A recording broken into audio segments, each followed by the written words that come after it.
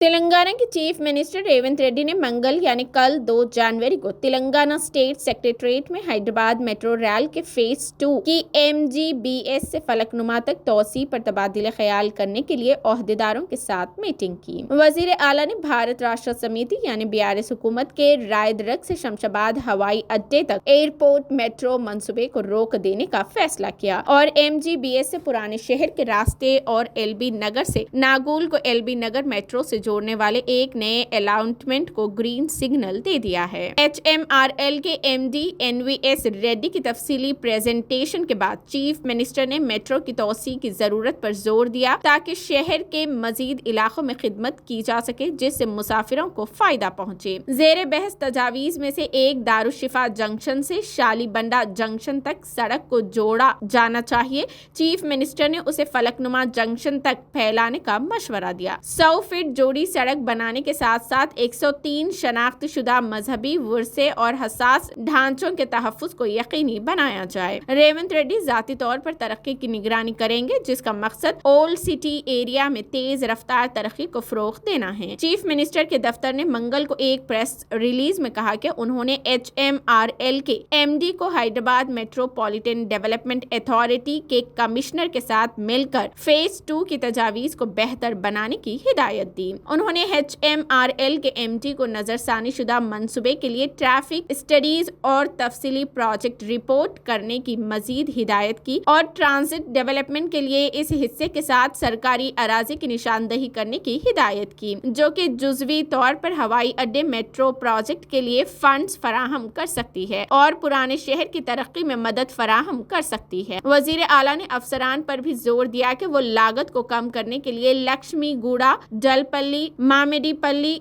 Stretch पर metro की तामीर का एडग्रेड यानी सड़क की सतह पर इस्तेमाल करें।